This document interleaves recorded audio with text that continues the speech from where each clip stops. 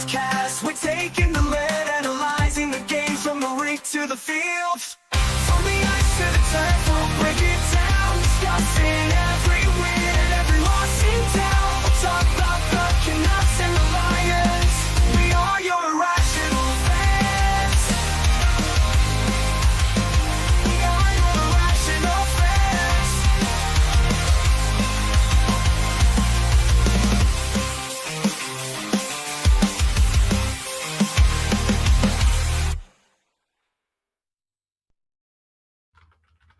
Ladies and gentlemen, welcome to episode 135 of the Hughes Sports Podcast. I am your host, Jake Hughes, alongside the old man. Old man, how the hell are you doing today? I'm confuddled. I didn't have time. What? We had technical issues. Well, whose fault is that? Yours. Whose fault is that? Yours. Mine? How many times do I gotta tell you? I'm going to beat you. You can't. I'm too far away. So as I you know. can see, folks, I have a different background again this week. I am, sorry, I'm trying to get my mic to be right. I am down in Maple Creek, Saskatchewan. So I learned a valuable lesson while being here, Jake. Is this the story you told me over the weekend? Yeah, the lynching. Okay, yeah. They tried to lynch the old man. I don't think they tried to lynch you. Well, if they had a rope, I would have been strung up. So, folks, innocent But me, we go for a walk. It's a nice day. Time out. Innocent you is an like a oxymoron. Innocent me, we go for a walk. I put my hoodie on because I think it might be a little on the chilly side. It was starting to feel it. So I put my hoodie on. We take a walk. We had no plans to do anything, so I had my BC Lions hoodie on. I'm going for a walk. What happens? I pass a brewery. This town has 1,500 people. It has a brewery. It has a hospital. Why? Well, I mean, It only has 1,500 people. I'm sure the hospital takes care of everyone in the surrounding area. I know that's confusing. You've lived in Airdrie for a very long time, and that's confusing to understand. 95,000 people in Airdrie, no hospital. 1,500 hospital. Anyway, so we pass this brewery, and I'm like, ooh, I smell beer. So I have to go for a beer. I'm not kidding. I'm not in that freaking place for less than 10 seconds. And this old man wanted to lynch me. He looked at me and goes, what are you doing wearing that in Rider country? And I looked at him and I went, wearing what? I didn't even realize I was wearing a BC Lions hoodie. So I got my beer and I went and sat on the porch. That's fair. That's probably the best place for you at that point. Yeah, good thing Angela knew people. Whew. Got ugly, Jake. For those who don't know, this is something we need to get in a better habit of this. What's that? For those who don't know, I'm Jake Hughes. This is the old man, Kevin Hughes. We are the Hughes Sports Podcast. We cover your Vancouver Canucks, the BC Lions as irrational fans, but we also do cover the rest of the CFL as a whole because, let's face it, we are diehard CFL fans as it is. Okay, Jake, you got Yep. people losing their mind out there. I've Good. been getting text messages. I've been getting phone calls. I had the president of the United States trying to track me down to find out why Jake was freaking out. It's 3 games in. Have you watched any? I know you've been busy, and it's a very serious question. Have you watched any? Watched a little bit of the Calgary game, and I Which periods of the Calgary game did you watch? The third. Oh, okay. So you watched the only period where we looked like a team that was competent. Yeah. And then I watched part of the game, period and a half of the last game, of the St. Louis game. Okay, so you do have kind of a sprinkling of what this team looks like in reality. They didn't look good. We'll say that. Yes. The Canucks are off to a miserable start. 1-2-0 in 3 games. It's 3 games, dude. It's 3 games. It's not, to me, it's not the games. If we lost, if it was 1-2-0 and we lost where we looked good, we let a tired Calgary team playing back-to-back nights, not just the skaters, their goalie playing back-to-back nights, looked like a competitive game until the third period. We got 0 offense on against the Oilers, which, okay, cool, that's fine. And then we lose in that fashion to the Blues. This is a team that we were fighting for a wild card spot last year, and we were talking about how much we had improved. But say that again. What did you just say? Say the words again so you could hear them. Which words? We were fighting this team. Yeah. In a wild card position. So they're not Last the year. bottom of the league. No, but they're literally like 15, 16 in the league. So we lost to a team that is basically supposed to be as good as we are. It's fair to say St. Louis fans expect them to make the playoffs. Yeah, 100%. 100%. Right? And we lost against one of the best teams in the league over the last 5 years. Yep. And we beat the Flames. You can say, oh, we barely beat the Flames. We did blah, blah, blah, blah, blah. Are we looking like a team that will get 106 points? Well, of course not. It's 3 games in. Let's not panic. Let's touch the brakes just a little bit before you start blow up the whole team. We got to trade the coach. We got to trade the fans. Oh my God. Remember that from a long time ago? That used to be our entrance. That used to be our opening theme song. It was part of the intro, yes. Many years ago. Many years ago. Not many years ago, but I was going to say the beginning. How long have we been doing? It feels like we've been doing this forever. Fuck. The way I have to put up with you, it feels like it, dude. I have to. The way we have to put up with this fucking team. It could. I'm not gonna lie. This could be a very, very long season. So three games in, you're clearly on team don't panic. Everything will figure itself out. Well, I'm not going to panic after 3 games. Come on. Can we panic about it's 3 games? Yes, that's 180 minutes of hockey. And okay, can I use football as an analogy? Yes, you sure can. So, remember how bad the Lions did in the first part of the season, first half of the season? They sucked. Yep. They were horrible, to be blunt. Now they are the best team in the league. If you look at their record, they've won 4 in a row, 5 in a row, and they are the best in the league right now. In their last half of the season, they're 4-0. In the last half of the season, they're one of the better, if not the best team in the league. So let's not panic about 3 games in. We're 1 week in a 82 game. So what is that?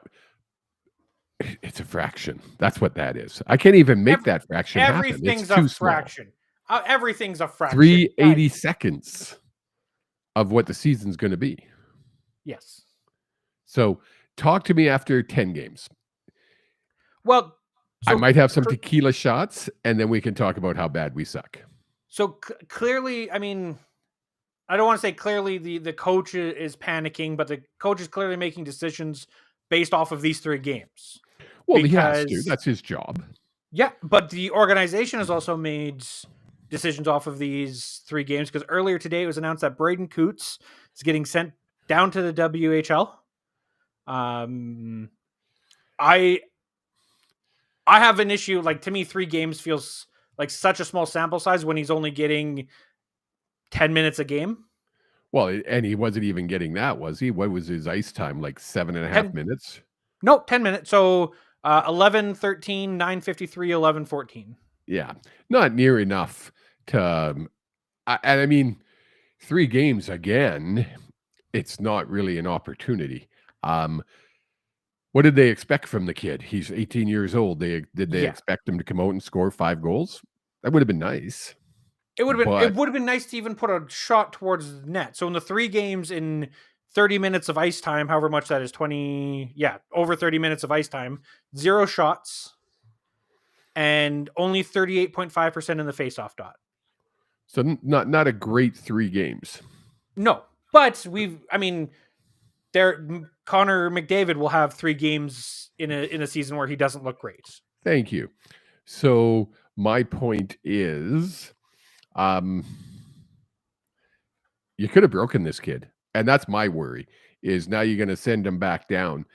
It's not going to happen to Brandon Coots because I think the young kid is mature enough to understand that he has a future. And I think it was all in how it was handled too, and we don't know the behind the scenes of how no, that was we handled. don't. Maybe he was told, "Hey, this is only a 3 to 5 game shot, and then we're going to put you down." Yeah, right. right. We don't know And all the ins and outs of it. And it literally could be one of those types of situations where it's, hey, we're giving you, like you said, 3 to 5 games, get a taste of where you need to be. Because obviously, as an 18-year-old, you're going to struggle in the league. Oh, yes. 99% of the time. I'm sure Trevor Linden didn't come out in his first 3 games to score 5 goals and set everything on fire. He probably got shots on net though. I think Ted, my buddy Ted Scott, from Abbotsford, British Columbia, has a good point. His Pettersson, even though he spelled Pettersson wrong, it's actually Pettersson, is sucking once again. He hasn't had a great 3 games. You know who? There's always going to be a lot of focus on Pettersson. Yes. Which is fair. $11.6 million. He is how much he's getting paid this year. Yep. 3 games, he's been basically invisible. But you know who else has been invisible? And not in a good way? Quinn Hughes. 3 games, 1 point, and is a -2. Yes. I actually saw him on the blue line in the St. Louis game where the puck got by him and he slammed his stick on the ice, rather childishly, I'll say. Something un-Quinn Hughes-like. Maybe JT Miller wasn't the issue. I mean, again, I'm just saying.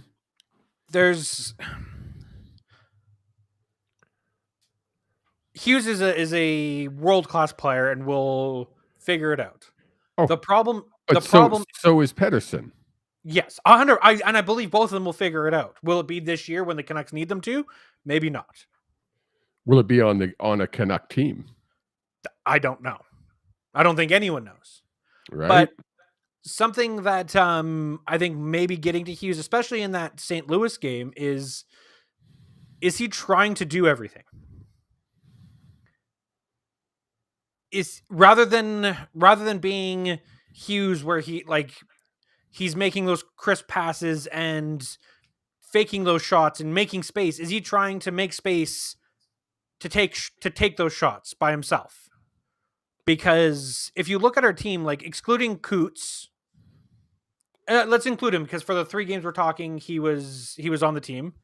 You have Braden Coots, Elias Pettersson, the EPD. You have Victor Mancini. You have Jonathan Lekermacki, Arshdeep Baines, and I think there's one more. I thought there was 6. Oh, and Atu Ratu. 6 players combined who I think have less than 100 games played in the NHL. You've got what, 12 forwards, 6 defensemen, 18. 6 out of 18 of your skaters don't have that much experience in the NHL and are still adjusting and learning. So, and I saw it with Tyler Myers in the Edmonton game. He made a couple plays where it felt like he was back to chaos draft Tyler Myers, trying to do everything. Yeah. Rather than play defense or play offense, whatever he's doing on that exact play, they're making errors. And it simply could be he's frustrated at the fact that he's trying to do too much and overthinking it, then loses the puck whatever it is, they need to figure it out, and they don't have a lot of time to figure it out. We're not the Edmonton Oilers, who can go 0-7 and turn it around. We end up with 5 or 6 losses in a row. This is going to destroy this team. This is mentally going to destroy this team. Ted has a great point. The difference between Hughes, the difference is Hughes had a great season last year where PD did not. Is this becoming a thing for PD? Has he lost it? There has been 0 players in the history of recorded stats in the NHL 0 who at 400 games played was a point per game, who then fell off the face of the planet. Yes, they've had seasons where they've fallen off, but they've always found it again. Yes. Question is, can he find it this year? Time? Is it, and he's got a no movement clause or no trade clause. I don't know exactly which one it is. But we do have this thing called a buyout. And I forget who it was, but they said, look at Puckpedia. But we could buy him out. And there's nothing he can do about that. Yeah, you're not buying out Elias Pettersson. It would be, I think they said 2.5 million hit on our next year or something like that. So we could buy him out. I'm not saying they're going to. Relax, people. Holy crap and doodles. Yourself. Like the fact that people are even talking about that, like, yeah, cool, great. You buy him out and your cap hit in 26-27 is 2.7 million. 27-28 is 4.3. 28-29 is 6.5. 29 to 32 is $10 million to pay to have on your cap space to have a player not play for you.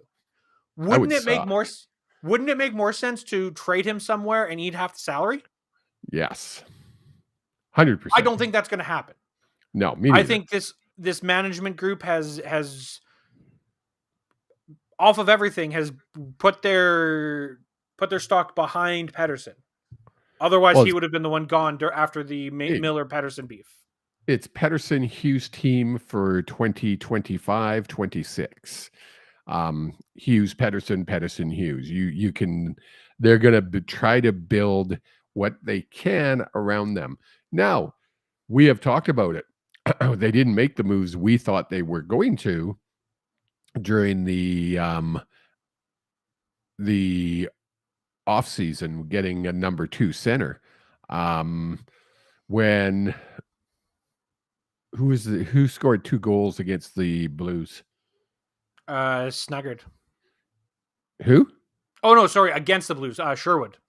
When Sherwood is your number 1 player, there's an issue on the team. I'm sorry. Well, that's not taking anything away from Sherwood. Sherwood's an amazing player, but when you have a Hughes, a Pettersson, a Hedel, I can go on and on, that are supposed to be your 1, 2, 3 top players, and he is your best player on the ice. And for Sherwood, it's not like it was a one night. No, it's been every single night.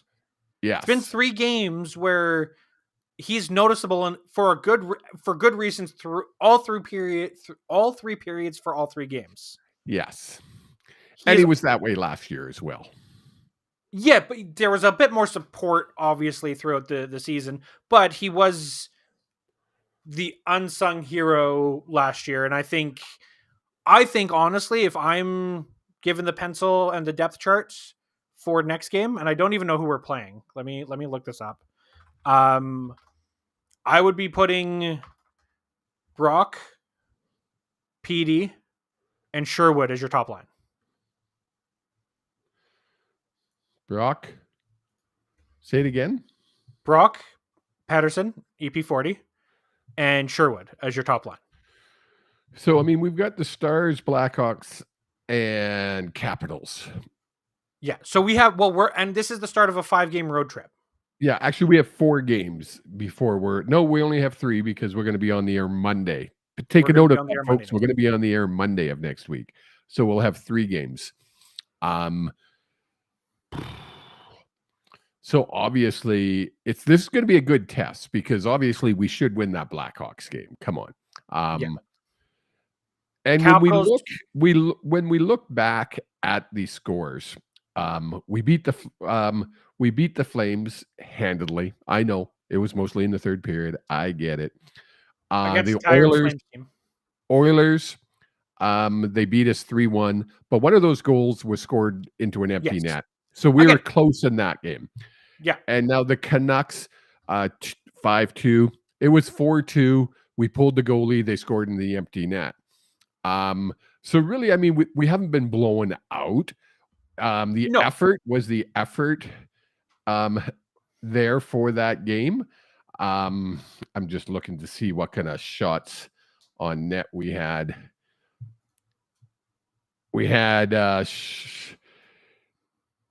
oh, it doesn't show me. Isn't that weird? We had 29 shots on net. 29 shots on net. So not horrible. No.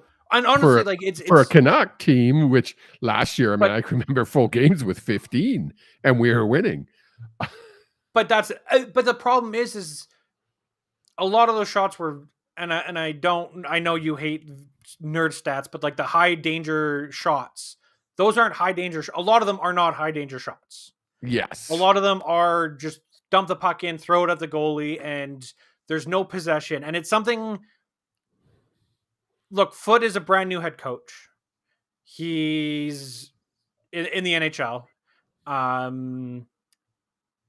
The lack of possession and the lack of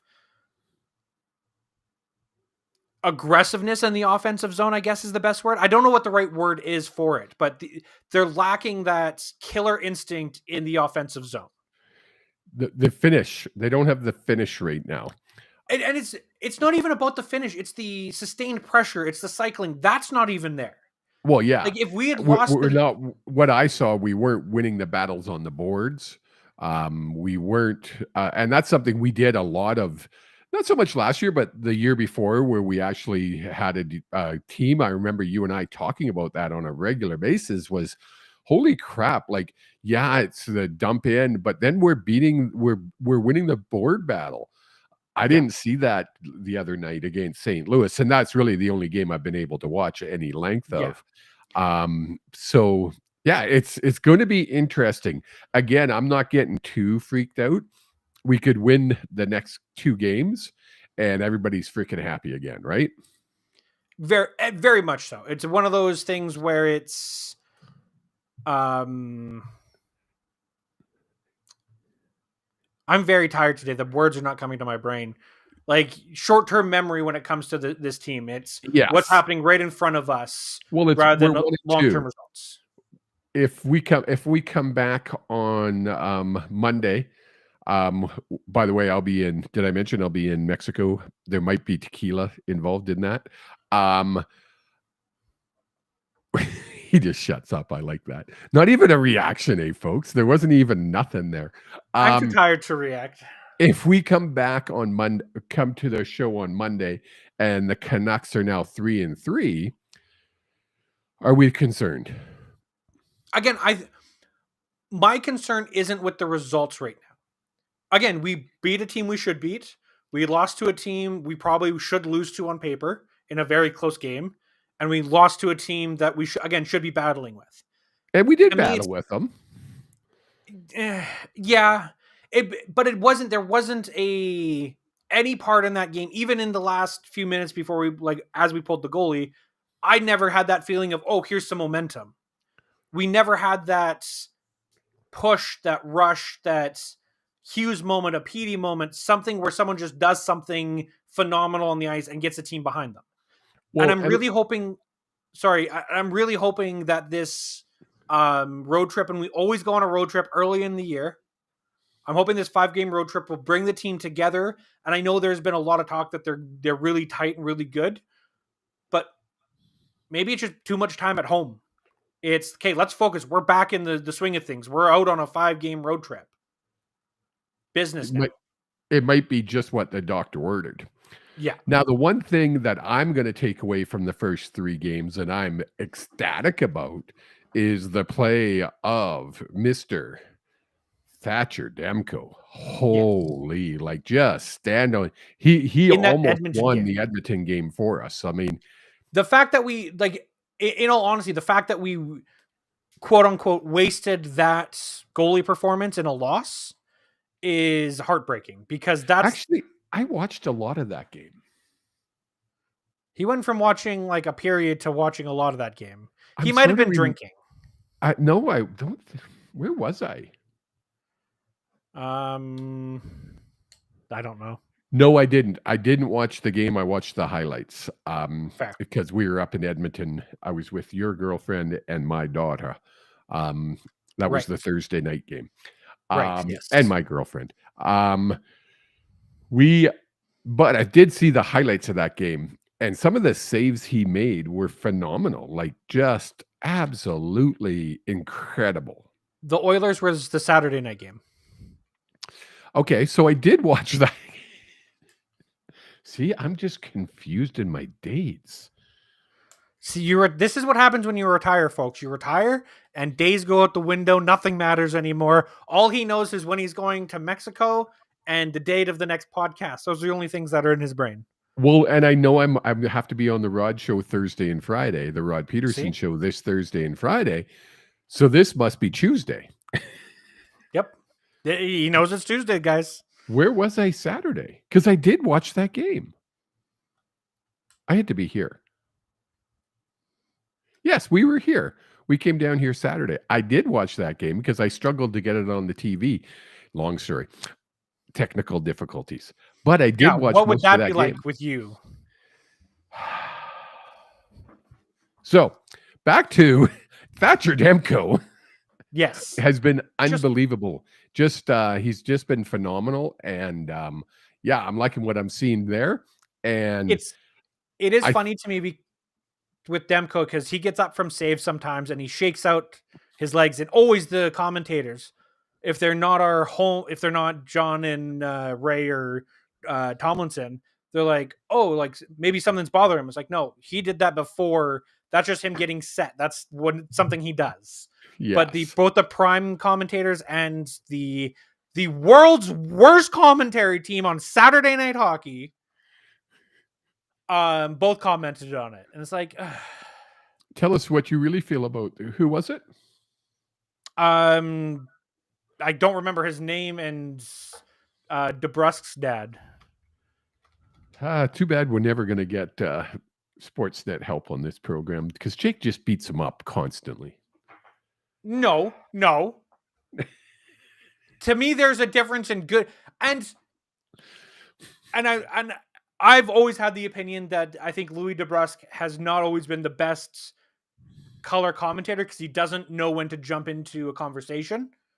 I feel like that has a lot to do with the fact that he's always worked down in between the benches, because that's where he's more comfortable, and you can't build that chemistry virtually. Yes, I'm actually shocked that DeBrusk called the Canuck game, because at one point in his career, he said he would never do that because he didn't want to have to comment on his son's playing. However, I did notice anytime Jake DeBrusk was on the ice, Louis was oddly quiet. And like a couple times where I think his name was Jack McDonald threw to him, and he like about Jake, and it was just dead silence. It was like, yeah.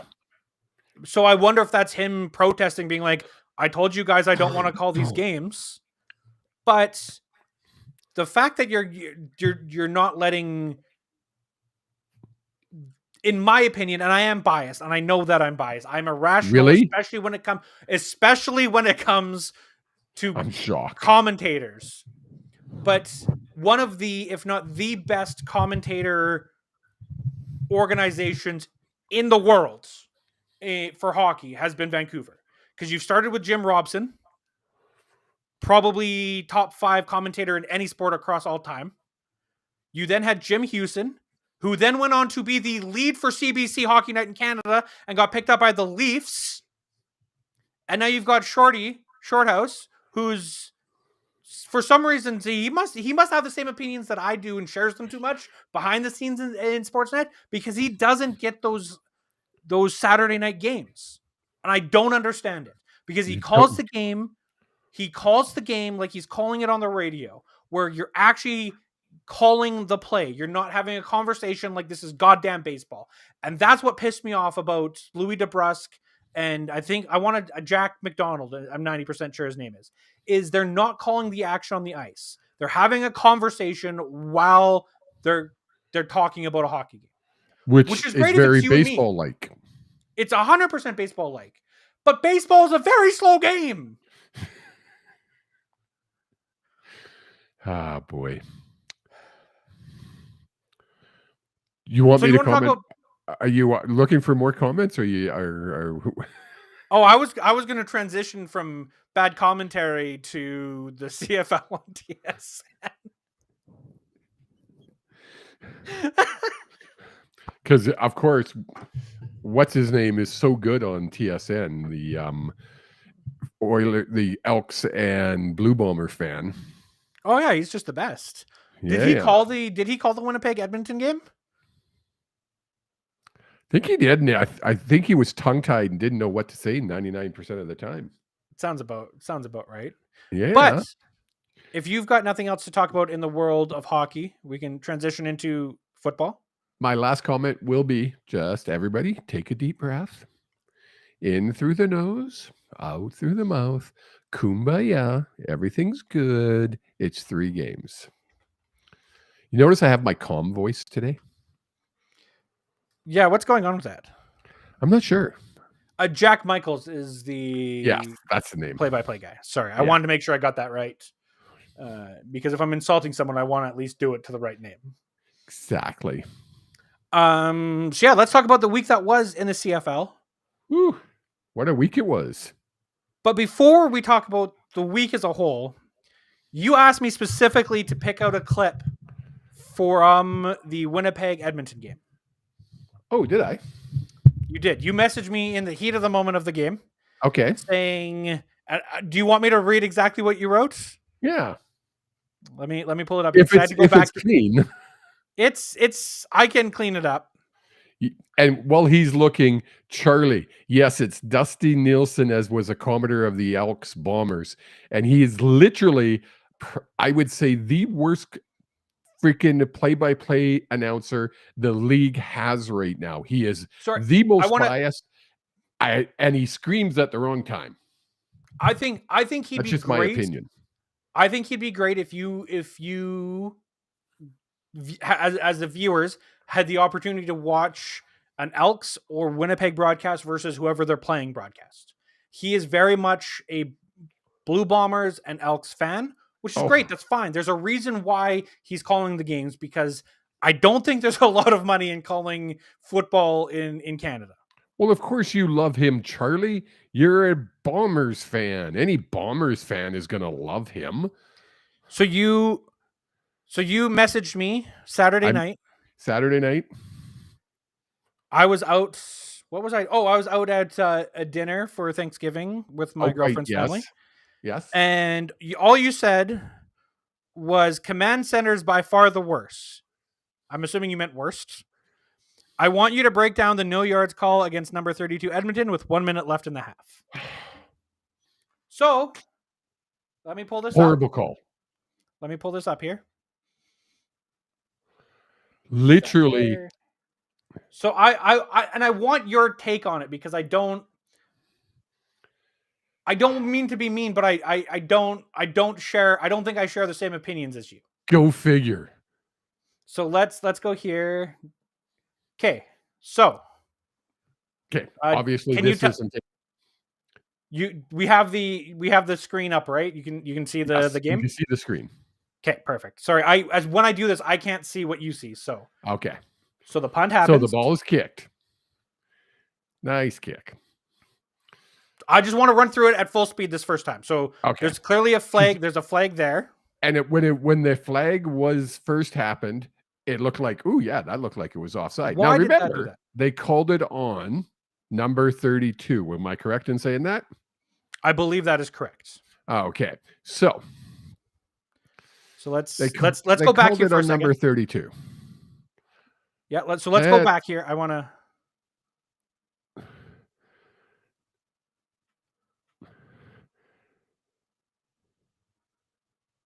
Freeze it. Back it up. Back it up. Back it up. Back it up. He's got the ball. I'm going frame by frame. Back I'm it going up. frame by frame. Keep going. So, no, keep going. That's no. Go one more frame. This is where he touches the ball right there. So right there, he's at the 36-yard line. This guy is basically at the He's at the 37-yard line. Look at. No, he's not. No, when he caught the ball, look at his back foot. Go back. It doesn't matter where your back foot. It does not matter where the ball is. Look where the ball is. The ball's not even close to where you're pointing to. Look at the back one. Take that back to that line there. I can't see where you're pointing. Oh, sorry, you can't see it. Go back to the 36-yard line where he actually caught the ball. It's not about where. So the ball isn't. Go back. Keep going back. Here. Keep going back. Nope, you're going. No, the ball is touched right here. Go back one more. I'll go back one more. There, the ball's not touched. Keep going back. Keep going back. Keep going back. Keep going back. The ball is touched right there. The ball's up here. The ball is right there. The ball's right there. No, that's not the ball. Were you drunken? You want to bet $100 right now that you don't let it go. That's the ball. Let it play slowly. Go slow motion. I can't see go the slow ball's motion. there. He's at the 36-yard line. This guy was right there. He was at the 41. 36 and 41 is 5 yards.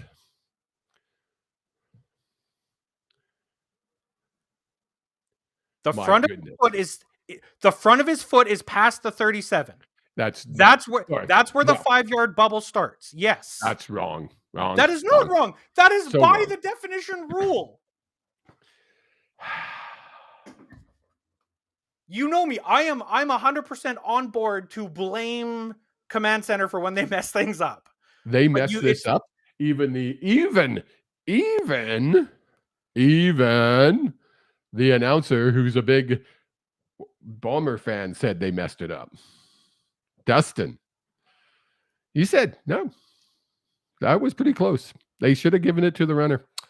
They should have, nope, sorry, too close to call. So Baba! Hate the call. So if it's too close to call, you have to go with the ruling that's on the feeling. My way because I'm always right. That's what you do. By the way, on this game, I want to go back to last week. I like the way you put the actual in quotation marks now. Oh, you didn't do that? Yeah, it's freaking hilarious. Folks, this is something that you guys probably don't notice, but Jake and I little Easter eggs. We play with the words of the host, and I actually put the actual host, and he put it in quotation marks this time. That was well done. So you want to go back to last week? When I said the Elks would win this game, yeah, you thought I had been drinking, but once again, the old man almost knows what he's doing. Again, you're retired, so there's a 50% chance that it's true. But let's talk about. Now that we've proved the old man wrong, let's talk about the week that was all the way through, starting with the very first game, because there's lots of impacts to. You did not go 4-0. No, I said there was 4 games. Oh, yes. Very first game was Friday night. The Argos went into Riderville, and the Riders won by a score of 27-19, locking them in as first place in the West Division. So even though the Riders won, and I did predict that they would win, I thought it was going to be a way more lopsided game. The Riders are not looking good.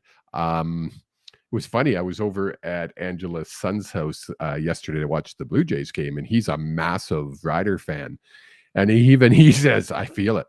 They're setting us up for a letdown. And that's what it seems like. It seems like again, we talked about it last week. Riders, Bombers, BC. Or sorry, Riders, Calgary, BC. So yeah, not a great game, but they won. They did what they needed to do.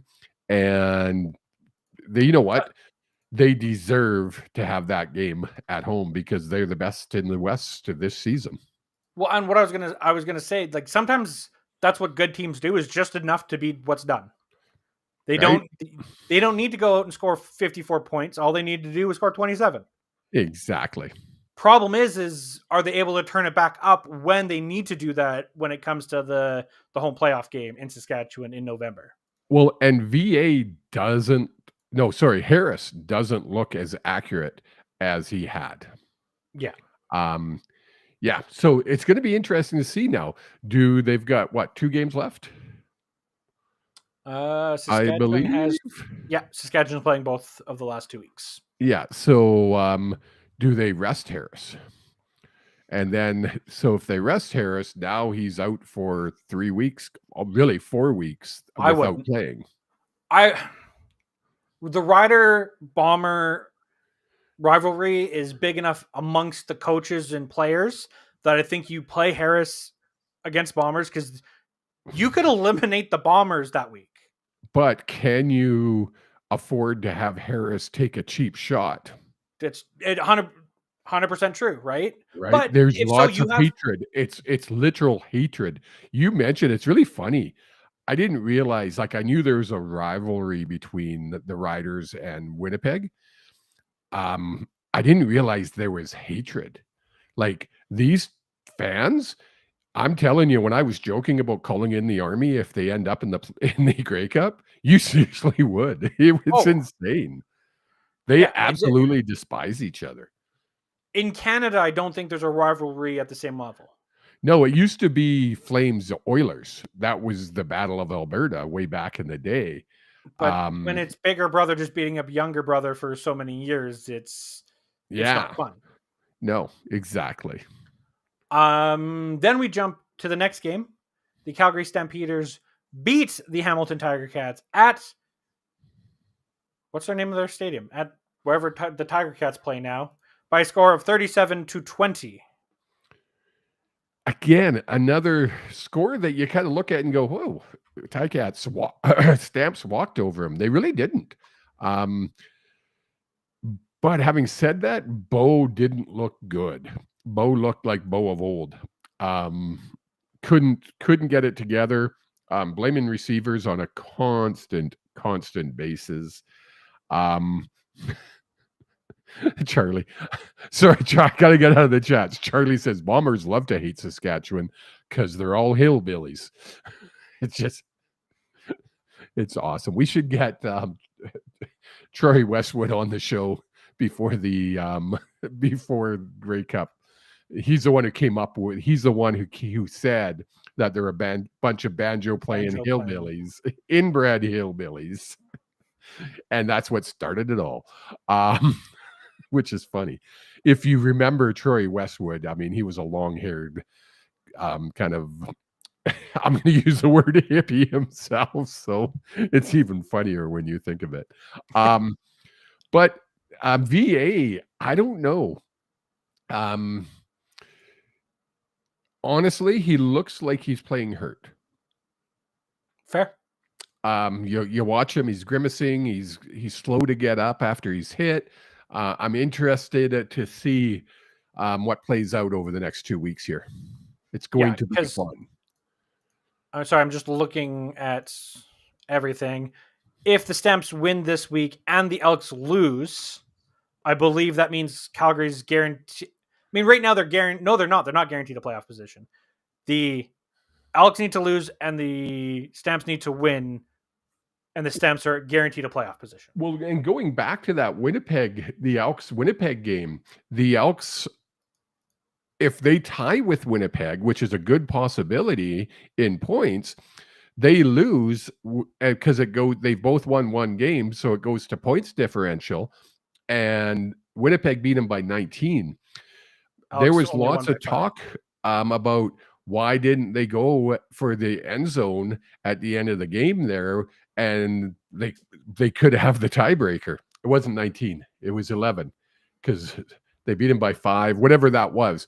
They could have beat him by more, and they could have had the tiebreaker. They don't. Interesting stat. And a lot of Elk fans were like, what the? So it's going to be interesting. I mean, there's so many stories within these games. I mean, you look at Saskatchewan. Is Lowther hurt? He's had a horrible season. They've brought in kicker after kicker to see if they could replace him. He played decent. He didn't. I don't think he missed any, to be honest. Let's take a look. Why do I have no stats? I don't think he missed any that game. But anyway, it's fun to watch. Like the East is set, obviously. Toronto, Montreal, they're in. We know that. Or a not Toronto, Montreal, Hamilton, Montreal. They're in. Am I right? Yeah, Hamilton, Toronto, and Ottawa are out. But in the West, nothing is set except for the fact the Riders have locked up first place. But second, third, and fourth is still up for grabs. Literally, all 4 teams can finish third, fourth, second. It's a mishmash. So yeah, going back to it. Sorry, and I know we haven't talked about the Elks Bombers game in depth, just of that one play, but it was a 13 point difference. So even going for the end zone there, they would have had to then score again to try to get that. No, because if they would have went for the end zone, it would have been a 20-pointer, and they would have the advantage, right? Because it was a 13. They beat them by 13, right? No, they beat Elks only won by 5. Oh, I see what you're saying. So if you take off the field goal, they would have had. No, they didn't. They kicked the ball away. They didn't even go for the field goal. Oh, okay. They kicked the ball away. Okay, so right, 5. It still would have been. You would have had to go to the end zone and score the extra point to tie. Yeah, and I don't know where the next tiebreaker would have gone because it's points 4 points against, I think. So it becomes really convoluted, and it's like holy, it's bizarre. It's fun. I don't remember a season. I mean, there's been lots of seasons where it's come down to the last game between 2 teams, but 4 teams. And literally, I don't think Edmonton can finish second. Charlie's saying there could be a 4-way tie for second. I don't think Edmonton can finish second because we play them. And we're going to beat them, so it doesn't matter. Yeah, but if we lose to them... No, we're not going to lose to them. It technically, it is possible. Is it? Every team would have to lose. All 3 teams would have to lose out. Well, yeah, because Bombers are playing Riders. Stamps are playing Argonauts. It's not possible then. Oh, no, it's not, because the Stamps and Elks are playing the last game, so it's not possible. Exactly. So it's impossible. Yeah. Impossible, Charlie. Impossible. But there could be a 3-way tie for second. And that's probably the most likely scenario, to be completely honest. And we hold the tiebreaker, I believe. So, which is good. I think we definitely do on Calgary. We do on Calgary, and I don't think we do on the Bombers. No, I think the Bombers have it on us. Yeah. All we have to do is... We have Calgary. Calgary has the Bombers. The Bombers have us. Yes. Because we did this a couple weeks ago, and then I went and figured it all out. Convoluted. It's convoluted. So then the third game of the week, and we talked about it a bit there, but the Bombers faced the Elks. The Elks won by 5, technically staying alive in the Western, what I called the Western mess, because, again, there's 4 teams. There's 5 teams in the West that should be making the playoffs. Yes, but only 4 of them are. Yep. And one of them is crossing over to the East. It's insane. It's going to be fun to watch. We will. I hate Bomber fans. They do. You can't argue. You can't argue with. They do, and that's why I hate Bombers fans. They live in the past. So this game was pure want. The Elks just wanted this one more. Cody Fajardo just played his heart out, and thus the score. Cool to see. I love it. And it really sets us up for a fun next 2 weeks. Yes. no matter what happens, it's going to be fun. Yes. And then we have the Monday day game, which I just thought was a horrible game. Look, I understand scheduling needs to be done for certain things. They should be able to, within reason, flex a game to different times. Did you not see the crowd in this game? The No. in-stadium crowd? It was No, I did not. pretty much full. Was it really? Yes. That's awesome. I'm Almost happy like for the league knows what they're doing. No, I'm just saying for a... Again, I'm not talking about what I talked about last week. I don't want to get into that. It's more so having the Bombers out on that Monday game, to me, would have been a way more exciting game than having the Red Blacks out. Having a 4-11 team versus a... But the schedule's made well in advance. Nobody knew the East would be as horrible as it was. The NFL does what they call flex, and they can flex a game within reason and say, you're changing from Sunday to Monday, and you're changing from Monday to Sunday. Yes, and they should bring that in, to be honest, because it would have been made way more sense to put the Bombers Elks game. Because it would have playoff contention again. But the Elks attendance at that game was absolutely, talking attendance, but my God, yeah, it was bad. It was, whew. Yeah, but look, the Owls. We talked about it. They are in the playoffs. The Red Blacks are the worst team in the CFL, and it showed. It was hard to watch. It really was. I put that in there. I tried to watch it. I was working on Monday during the day, but I had it on my phone when I could. And it was a struggle for me at work to be like, I just don't care. Like, the Owls were just that much better. You mentioned the football crowd. It felt like a high school team playing a college team down in the States. It was bad. Yeah, no doubt about it. But yeah, that was the week that was in the CFL. Sorry, I just want to highlight a comment here from Charlie. Because this is the audacity. You mentioned, and I tried to play nice here, Charlie. How many Grey Cups has BC been in the last 5 years? How many have the Bombers won? One out of 5. That is a losing record. You know who has a better record than that? Braden Coots. Braden Coots has won more faceoffs than in his 3 games in the NHL than percentage wise than the Bombers have in the last 5 years. It's not a dynasty. Toronto has a better record in the Grey Cup. They've won more in the last 5 years than the Bombers. So stop, Charlie. Charlie, you know I love you, dear. Stop. Whew. Sorry, that got my blood going. But I like it because he's arguing they won 2. Oh, boy. No, they won 2. 2 out of 5 is still a losing record. That's a typical hillbilly Winnipeg fan, Smurf Mafia math. Oh no, we're doing better than that. We won 2. Now that I'm all amped up, I need a break. So you know what it's time for? Everyone's favorite segment of the week. Old Man Predicts. Oh my goodness.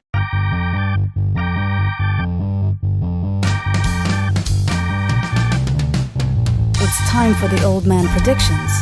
How well did he do? Do-do-da. Do-dee-do. Sorry, we're coming back to this. In the last 6 years, you've won 2. In the last 5 years, you have won 1. Not 2, 1. In the last 5 Grey Cups, you've won 2, but there wasn't a Grey Cup in 1 year. So technically speaking, 5 years, you've won 1. But that's right, everyone. It's time for everyone's favorite segment. Old Man Predicts. How well did he do? Do-dee-da. Do-dee-do. And this week, he went pretty good. If the Vancouver Canucks record was as good as his, we would not be complaining. Because he went 3 wins, 1 loss. Bringing his damn you, Calgary, to 43 and 30. Not bad. I was looking at it last week, and I want to see what Farhan. I don't remember his picks from this last week, but Me neither. Farhan Walji only had three picks better than you, like 3 There wins you better go. than you, and he's paid professionally to do it. So, See, I should be paid professionally to do this. well, that was going to be my hook, and like if someone wants to pay us to do the show, we'd love it. Yeah. Let's get a sponsor.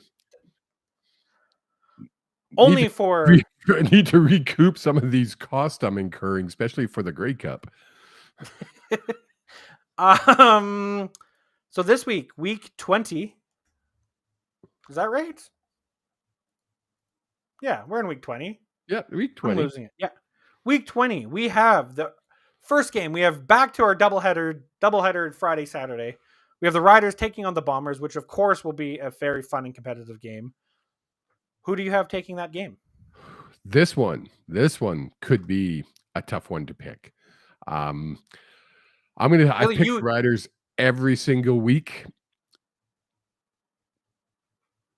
You teed it up. I was going to change. I was getting teed up because I thought you were going to say this one could be the coin toss of the week. It really is.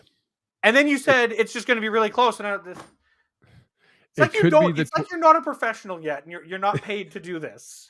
It could be the coin toss of the week, and it's a tough one to pick because if you look at it, the Bombers are playing for everything. Literally, their playoff lives depend on this game. They have to play that way.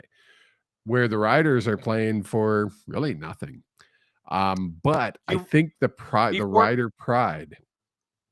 Before you pick, do you want to know what the betting line is set at? Yes. It is a 7-point spread. Ooh. Favoring the Bombers. The Really? Bombers have implied win probability of 73%. See,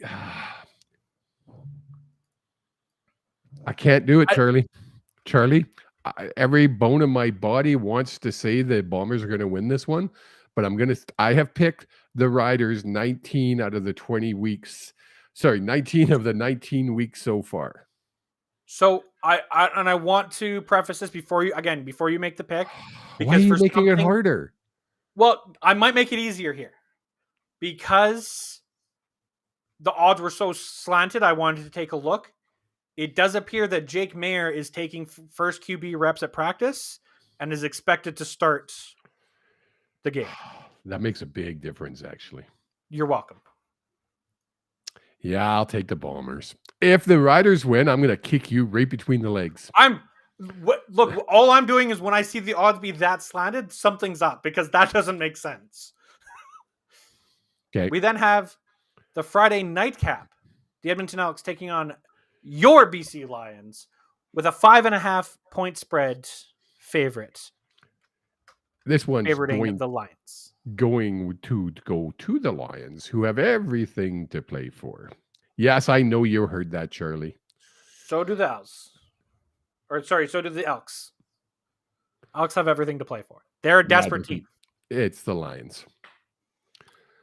Then we head into Saturday, where I feel like this is going to be a weekend where we look back and say Friday was really good football. And Saturday happened because the Montreal Alouettes take on the Ottawa Red Blacks again in a rematch of last week's. This one's even going to be worse. Minus 8.5 favorite for the Montreal Alouettes. 79%. Yeah, I think they'll win by 15. And then we have the Toronto Argonauts taking on the Calgary Stampeders. And the Stampeders have the biggest spread in their favorite, 9.5 points. Really? I'm going to take the Stamps. I didn't think it would be that much, but that makes sense, really, when you figure I think Toronto's quarterback now is a Zamboni driver. Well, be careful because Toronto usually gets beat by Zamboni drivers, so that's true. Ow. Ow, that actually really hurts. Jam my finger into the microphone. But for folks, now stop talking for a second. Let me take it from here. Folks, we were out one night. I was with Jake and his girlfriend, Dee. And Dee said to me, You know, when you say things like, and folks, this is why I drink, it makes Jake really look bad. I don't need to do anything to make him look bad. He just broke his finger on his microphone.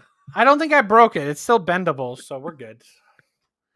And this, folks, is why I drink. So for the old man predicts football for week 20, he has the Bombers, the Lions, the Owls, and the Stamps. And I preface that with old man predicts football because we do also have hockey predictions from the old man. This past week, he said the Canucks would go 2-1. Unfortunately, we went 1-2. Well, that's what I meant. Giving him a record of 0-1 to start the week or start the year for Canucks but it was hockey. 3. It added up to 3. It did add up. They were 1-2 and 2-1. I mean, yes, that's because we played 3 games. Well, folks, this is tough work.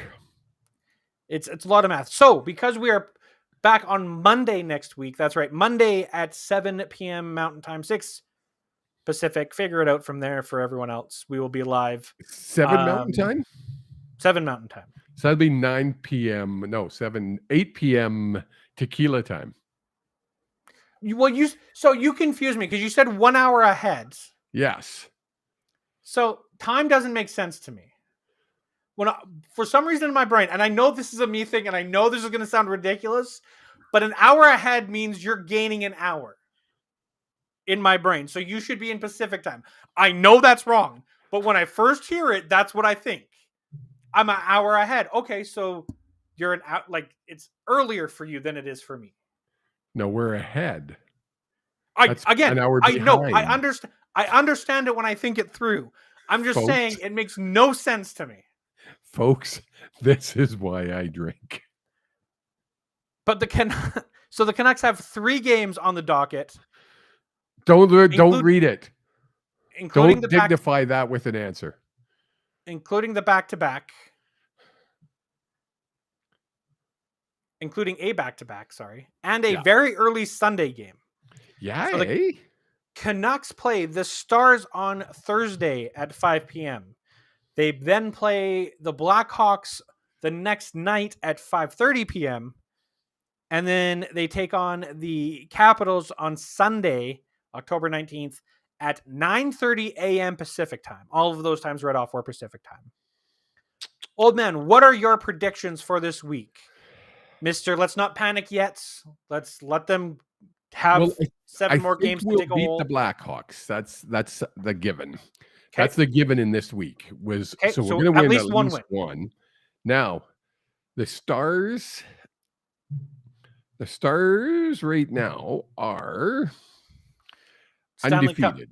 I was going to say Stanley Cup is where they should be. Yeah, they're undefeated. You know what? I'm going to go 1-2. I hope I'm wrong again. So you think we're going to lose to the Capitals and the Stars and beat the Blackhawks? Again, I'm not taking those predictions as gospel. That's just your thought process. I'm thinking out loud.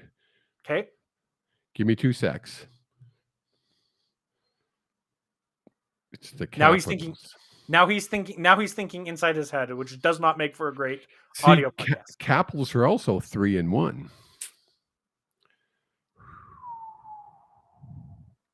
And it is a very early start time for the Vancouver Canucks. Do I go 1-2 or do I go 2-1, folks? Which way do I go? Or do you take what I will call the coward's way out and go 1-1-1? No, because that's then if there's no way there's a tie, we don't end in a tie. It's not a tie; it's an overtime loss. It's like every year hockey happens.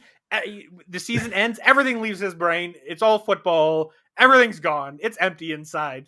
You can lose in overtime. You get a point. Remember loser points. Right. Yes, I remember now. No, I'm going to go 2-1. I'm going to stick with my original thought. 2 wins, 1 loss. All right. So, Charlie. Honest, I won't pull the ball out when you go to kick it. The old man predicts that the Vancouver Canucks will go 2 wins, 1 loss to start this 3-game road trip. Because let's face it, this is a very big early season litmus test for the Canucks, and hopefully we can turn it around. I'm not as hopeful as the old man is. But hey, he's gone 43-30 in football. Once he remembers how hockey works, usually after and I'm being in all honesty here, usually after Grey Cup, you're locked into hockey. Yes. It's just the fact that there's, two sports, one attention span. It's Well, and this year it's like 2 sports, 3 sports if you include the Blue Jays playing, which they better pull their heads out of their butts in game 3. Are they playing baseball or are they just watching baseball? Because it feels like they're all just watching baseball. And then add in retirement and all my travels. Whew, I'm a busy guy, dude. It's fair. And yet you we always figured it out. We haven't been in the same house or the same bed for more than 3 nights in a row in the last month. That's just move, go there, go there, go there, go there. That's too busy. Yes. That's too busy. But yet, with all his busyness, he always makes time for the Hughes Sports Podcast, and we appreciate you if you do that in your schedule too. The best thing you can do to help support us is throw a comment down, share it with your friends, tell us that you love us on social media, because it does help us very far. And because of all your guys' support, people watching, sharing the clips that we're putting out, we are officially going to the Grey Cup. Did we mention that? Well, we've mentioned that you had gotten this way. I pulled an old man on that one. God, you did. We had mentioned that you had gotten your credentials. I think I've gotten all of my credentials. I still need to check that out. But we are officially going to the Grey Cup. And details will follow about the show, about what's going on that week leading up to the Grey Cup. And if we don't have if they don't have a Radio Row, I've got a restaurant set up that we're going to broadcast from. Okay, that's the things I'm learning on the air, as you guys are. But keep up that support. We appreciate it. Share it with everyone. Leave us a comment. We will see you guys here next week on Monday at 6 p.m. Pacific. That's 7 Mountain. Figure out your time zone from there. That's all I can figure out. Have yourselves a wonderful week. Mwah. Goodbye. Peace.